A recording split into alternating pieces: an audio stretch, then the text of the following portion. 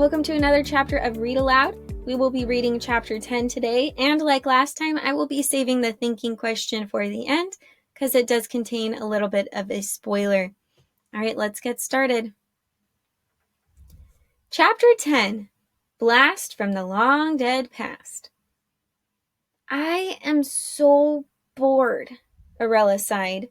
Mavic didn't answer because he was asleep. He'd been sleeping most of the time because apparently it took a lot of energy to send a flying paper boat all the way across Dovis. 2 days had passed, and there was still no sign of an answer. While he snoozed, Aurella explored the house and found a few books to read, most about manipulation, but some fiction. Mostly, she laid on the couch staring at the ceiling thinking, I can't remember the last time I was bored. It's an interesting feeling. The first morning, they were starving. Mavic was reluctant to dig into the things he'd stolen from the orphanage.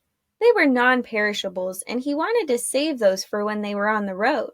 They contemplated sneaking into the bakery to steal some food, but Aurella brought up a very good point. People get edgy around manipulators, right? Yes, Mavic confirmed. Well, wouldn't it be even worse around 2 manipulators? Maybe that's why they found us so quickly yesterday. You're totally right. I'm an idiot. Unfortunately, this only caused them to argue for another 20 minutes about which one of them should go. Eventually, they came to the compromise that Mavic would go, but Aurella would make him invisible and inaudible. He only had to be careful not to walk in places that would leave noticeable footprints. He came back after half an hour with a bag full of bread, pastries, and a large container of water. After setting the goodies down, Aurella salivating at the sight, he unfolded 2 posters he'd stashed in his back pocket and held them in front of her face. She gasped. An incredibly accurate sketch of her face stared back at her from a poster that read, Aurella of Lennox, Witch, wanted dead or alive. Mavic's face stared back from the other poster, Mavic of Lennox, unknown, wanted for questioning. Aurella's jaw dropped. This is horrible! No, this is lame, Mavic argued. How come you're wanted dead or alive and I'm only wanted for questioning? You're so stupid. Why does it matter? Because I'd like to know why I'm not cool enough to be wanted dead. Because you're a warlock, you're not supposed to exist. By questioning, they probably mean experiments and torture. Mavic grinned. The torture would be on them after I kicked their butts all the way to Rashtika. You are so ridiculous. Aurella wadded up her poster and threw it in the trash. Mavic neatly folded his and stuck it in his pocket. You're keeping it? Posterity, my friend. Now I have proof to show my grandkids that I was once cool enough to be on a wanted poster. Aurella rolled her eyes and bit into a loaf of bread. Her stomach did a happy little backflip at being fed, and she forgot all her annoyance toward Mavic as she stuffed her face with bread and pastries. So, are we gonna come up with a plan or what? Aurella asked. She was laying on the couch as Mavic wasted more pieces of paper by folding them into different shapes and flying them around the room. Soon, the ceiling was filled with flying boats and misshapen animals. We already have a plan, he said. Wait for help. That's not a plan, Mavic. What if help doesn't come? Then we escape into the forest. Then what? We travel through the forest north to Rashtika. Dovis is shaped like a crescent moon. So wouldn't traveling north eventually take us through Hemlock? If we kept traveling straight. But we're going to go around Hemlock because obviously that would be really dangerous. That's the capital of Dovis. Our wonderful witch-killing rulers live there. If we're in danger here, it's nothing compared to Hemlock. Mavic lined up all his paper creations in the air and made them race to the other side of the room.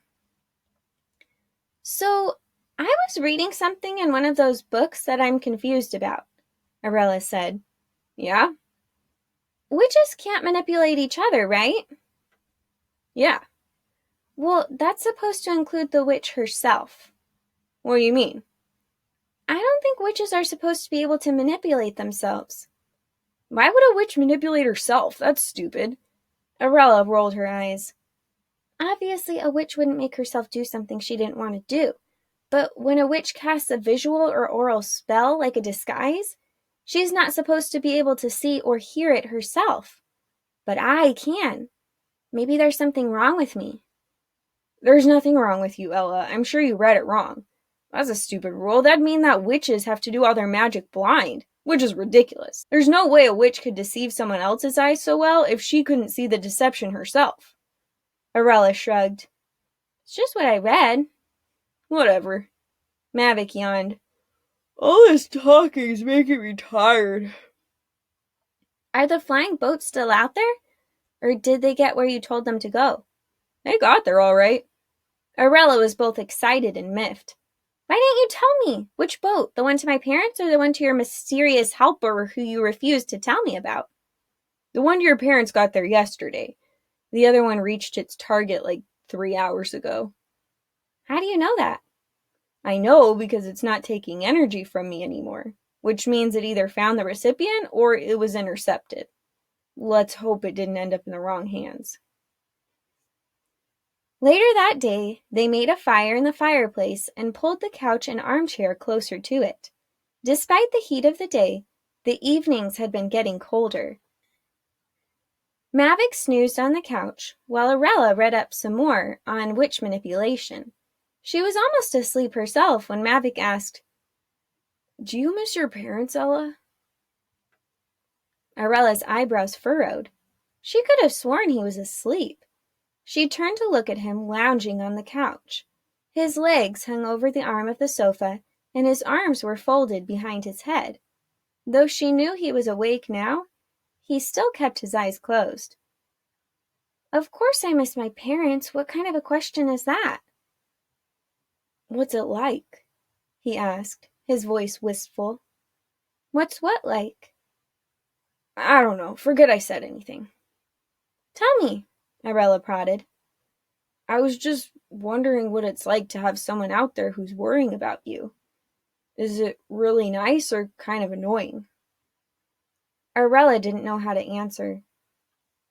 A pang of sympathy made her eyes water for him. How could she describe what that was like to someone who had never experienced it? She wanted to give him a big hug, but she knew he hated pity. I guess it's a bit of both, she said softly. My mom can be such a worrywart, and it's obnoxious sometimes. But it's also nice because I know that if they're worried, it's only because they love me, you know? Mavic nodded, and they both fell silent. After a beat, Aurella said, You said Morella and Morton had you over a lot. They liked you, and they knew you didn't have parents. Why didn't they adopt you? He didn't answer for a long time. I wondered that sometimes. I don't know. I guess it wouldn't have made much of a difference anyway, she offered. They're gone now. Yeah, but still. I'm sure they would have if they could, she said, grasping at some way to make it better.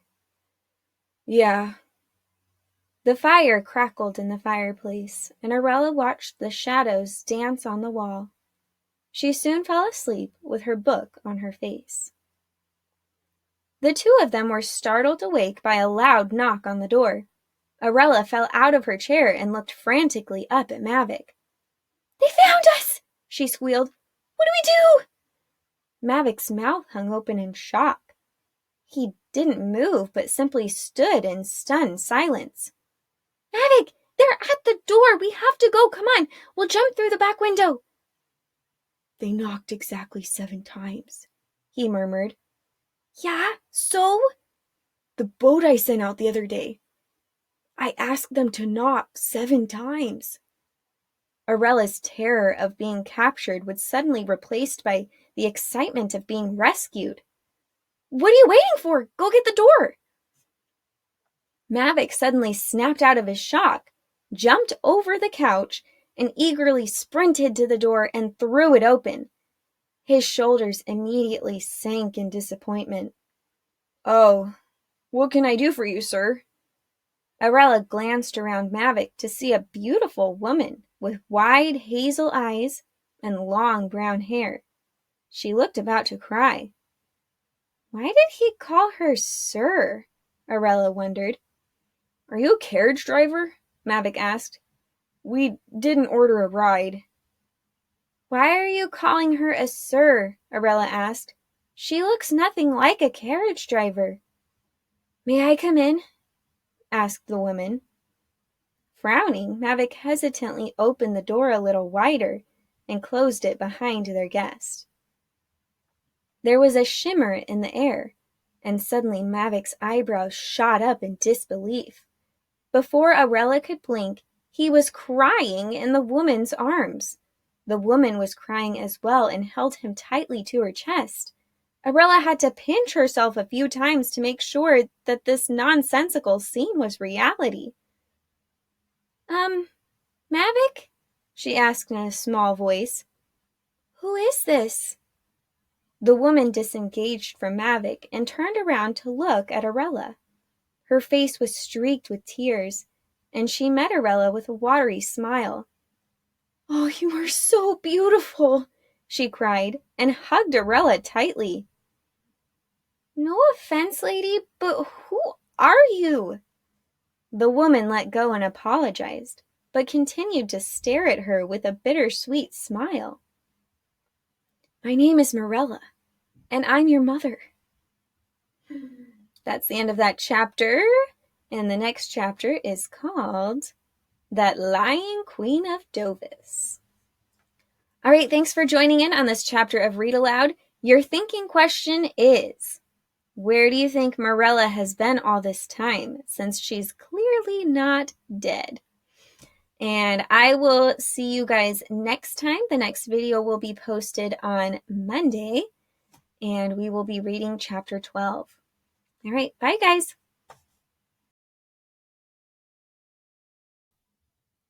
The light is weird.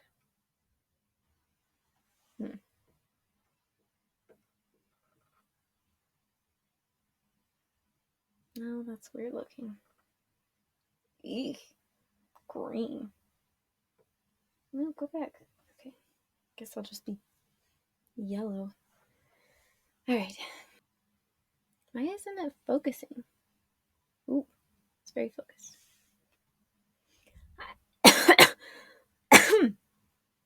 What's going on? Okay. Something in my throat. Okay. And we will pick up next time with, oh my goodness, it's the garage.